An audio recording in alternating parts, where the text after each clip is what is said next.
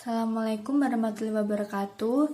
Kami dari kelompok 4 yang beranggotakan Nisa Dedin Tias, NIM 402200176 dan Nurulita Fitriani Kurnia NIM 402200179 akan mempresentasikan bab tentang praktik investasi pada instrumen ekuitas. Praktik investasi pada instrumen ekuitas. Alokasi selisih atas biaya perolehan investasi. Biaya perolehan investasi bisa berbeda dengan proporsi atau nilai tercatat ekuitas atau nilai wajar aset neto. PSAK 15 revisi 2014 menyatakan bahwa saat perolehan investasi, setiap selisih biaya perolehan investasi dan bagian entitas atas nilai wajar neto aset dan liabilitas teridentifikasi dari investasi dicatat dengan nilai berikut. 1. Goodwill yang terkait dengan entitas asosiasi termasuk dalam jumlah tercatat investasi. Amortisasi goodwill tersebut tidak diperkenankan. 2. Setiap selisih lebih bagian entitas atas nilai wajar neto aset dan liabilitas teridentifikasi dari investasi terhadap biaya berinvestasi dimasukkan sebagai penghasilan dalam menentukan bagian entitas atas laba rugi entitas asosiasi atau ventura bersama pada periode investasi yang diperoleh. Contoh pada 2.4 alokasi selisih atas biaya perolehan investasi. Pada tanggal 10 Januari 2015, investor B melakukan investasi dan kepemilikan 40% atas saham investasi. Biaya perolehan investasi tersebut sebesar Rp430 juta dan ekuitas investasi saat itu terdiri dari saham biasa dan saldo laba yang masing-masing nilainya Rp800 juta dan Rp200 juta. Selama tahun 2015, investasi membagikan dividen pada tanggal 1 April sebesar Rp40 juta, melaporkan laba bersih sebesar Rp100 juta. Nilai tercatat aset dan liabilitas teridentifikasi pada umumnya sama dengan nilai wajarnya, kecuali untuk aset dan liabilitas pada masa manfaat 4 tahun, utang bank jatuh tempo selama 4 tahun lagi. Persediaan nilai tercatat 50 juta, nilai wajar 55 juta, tanah nilai tercatat 500 juta, nilai wajar 600 juta, mesin nilai neto nilai tercatat 200 juta, nilai wajar 160 juta, utang bank nilai tercatat 300 juta, nilai wajar 330 juta. 1. Menganalisis apakah terdapat selisih antara biaya perolehan dengan proporsi nilai ekuitas dan nilai wajar aset neto. Biaya perolehan 430 juta, nilai tercatat ekuitas 40% kali 100 juta, 400 juta. Selisih 30 juta. Alokasi persediaan total selisih 5 juta, proporsi selisih 2 juta, amortisasi 2 juta. Tanah total selisih 100 juta, proporsi selisih 40 juta. Mesin total selisih 40 juta, proporsi selisih 16 juta, amortisasi 4 juta. Utang bank total selisih 30 juta, proporsi selisih 20 juta, amortisasi 3 juta.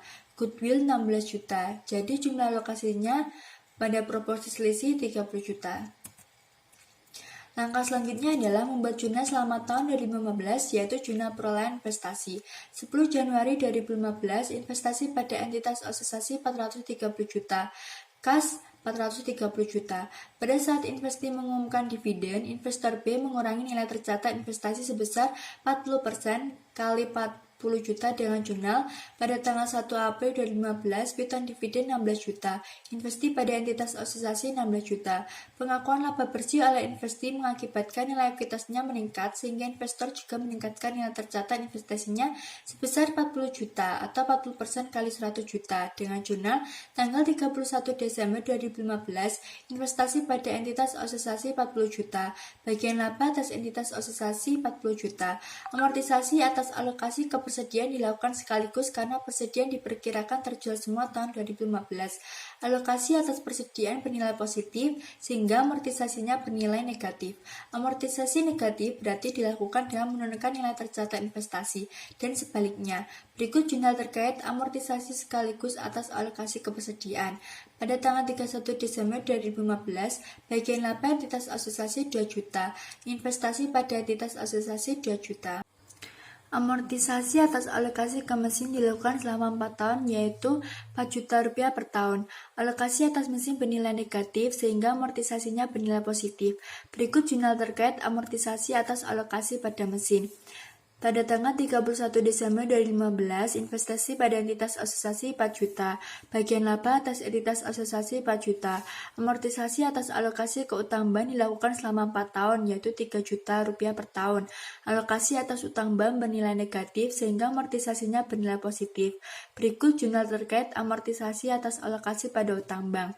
Pada tanggal 31 Desember 2015, investasi pada entitas asosiasi 3 juta, bagian laba atas entitas asosiasi 3 juta. Jurnal amortisasi atas alokasi di atas dapat juga digabung menjadi satu jurnal agar lebih praktis. Nilai tercatat investasi pada akhir tahun 2015 menjadi 459 juta rupiah, yaitu saldo awal 430 juta, dividen diterima 16 juta, bagian laba entitas asosiasi 40 juta, amortisasi atas alokasi persediaan 2 juta, amortisasi atas alokasi mesin 4 juta, amortisasi atas alokasi utang bank 3 juta. Jadi saldo akhir 459 juta.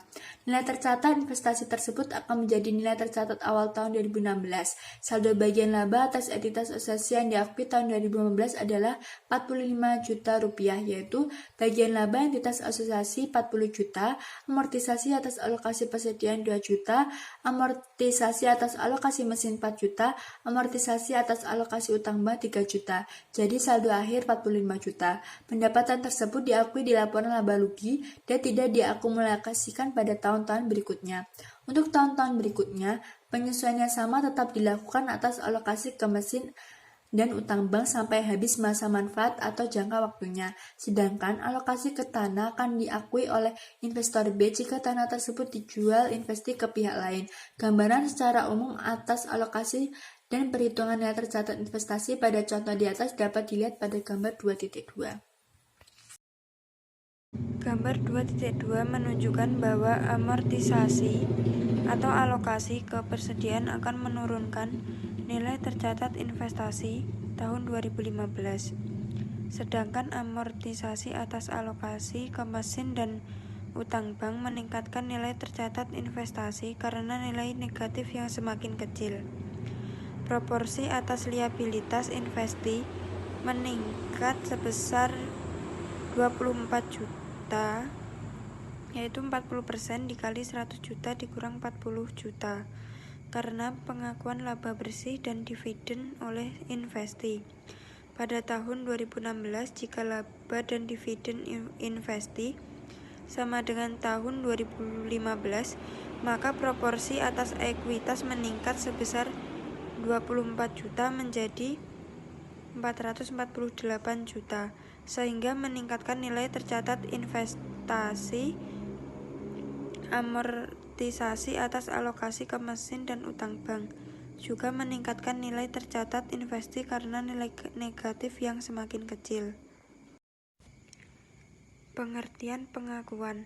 Investor menghentikan penggunaan metode ekuitas sejak tanggal investasinya berhenti menjadi investasi pada entitas asosiasi atau hilangnya pengaruh signifikan, yaitu ketika investasi menjadi investasi pada anak perusahaan. Maka investor mencatat investasinya sesuai dengan PSAK 22 revisi 2010 dan PSAK 65. Menjual sebagian investasinya dan sisi kepentingan dalam entitas asosiasi merupakan aset keuangan. Investor mengakui dalam laba rugi selisih ada apapun antara yang pertama nilai wajar, sisa kepentingan apapun dan hasil apapun dari pelepasan sebagian kepentingan pada entitas asosiasi atau ventura bersama. Yang kedua, jumlah tercatat investasi pada tanggal penggunaan metode ekuitas berhenti. Contoh 2.5 penghentian pengakuan pada tanggal 1 Juli 2015, investor C memiliki saldo akhir investasi pada entitas asosiasi sebesar 600 juta dan pada tanggal tersebut investor C menjual sepertiganya seharga 220 juta. Akibat penjualan tersebut, investor C kehilangan pengaruh signifikan terhadap entitas asosiasi investasi yang memiliki nilai wajar 140 juta rupiah. Atas penjualan tersebut, investor C mengakui keuntungan di laporan laba rugi sebesar harga jual 1/3 220 juta, nilai wajar sisa investasi 440 juta, nilai wajar keseluruhan 660 juta, nilai tercatat investasi 600 juta, dan keuntungan 60 juta.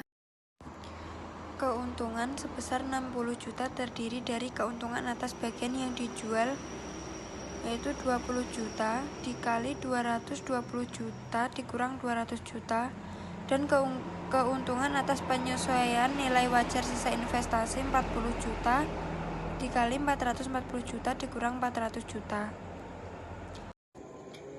Penyajian dan pengungkapan pada metode ekuitas, investasi disajikan pada nilai tercatatnya, sedangkan bagian laba atas entitas asosiasi disajikan di laporan laba rugi dalam pos tersendiri. Berikut adalah contoh penyajian dan pengungkapan atas investasi dengan metode biaya dan nilai wajar. Dapat dilihat dalam ilustrasi 2.3, kemudian ilustrasi 2.4. Pengungkapan yang disyaratkan pada PSAK 67 mengungkapkan kepentingan dalam entitas lain terkait investasi pada entitas asosiasi adalah untuk setiap entitas asosiasi yang material bagi entitas pelapor. Yang pertama, nama pengaturan bersama atau entitas asosiasi. Yang kedua, sifat hubungan entitas dengan pengaturan bersama atau entitas asosiasi disebut sebagai contoh dengan menggambarkan sifat aktivitas pengaturan bersama. Yang ketiga, lokasi utama kegiatan usaha atau tempat pendirian jika dapat diterapkan dan berbeda dari lokasi utama kegiatan usaha. Yang keempat, proporsi bagian kepentingan atau penyertaan modal yang dimiliki oleh entitas. Isu lain seputar ekuitas. Nilai tercatat investasi negatif pada metode ekuitas jika nilai tercatat investasi menjadi nol atau negatif akibat bagian investor terhadap rugi entitas asosiasi sama dengan melebihi kepentingan pada entitas asosiasi. Maka investor menghentikan pengakuan bagiannya atas rugi lebih lanjut. Setelah kepentingan entitas dikurangkan menjadi nol, tambahan kerugian dicadangkan. Maka investor mulai mengakui bagiannya atas laba tersebut hanya setelah bagiannya atas laba tersebut sama dengan bagian atas rugi yang belum diakui atau dicadangkan. Transaksi hulu dan hilir. Dalam praktiknya, banyak terjadi transaksi antara investor dengan entitas asosiasi. Transaksi tersebut dapat berupa jual beli aset ataupun jasa yang menghasilkan keuntungan atas kerugian. Jika investor bertindak sebagai penjual dan entitas asosiasi sebagai pembeli, maka transaksi tersebut sebagai hulu, dan jika sebaliknya maka disebut sebagai transaksi hilir. Keuntungan dan kerugian yang dihasilkan transaksi hulu dan hilir antara investor dan entitas asosiasinya diakui dalam laporan keuangan investor tersebut hanya sebesar bagian investor lain dalam entitas asosiasi. Contoh transaksi hilir adalah penjualan aset dari entitas asosiasi kepada investor. Contoh transaksi hulu adalah penjualan aset dari investor kepada entitas asosiasinya.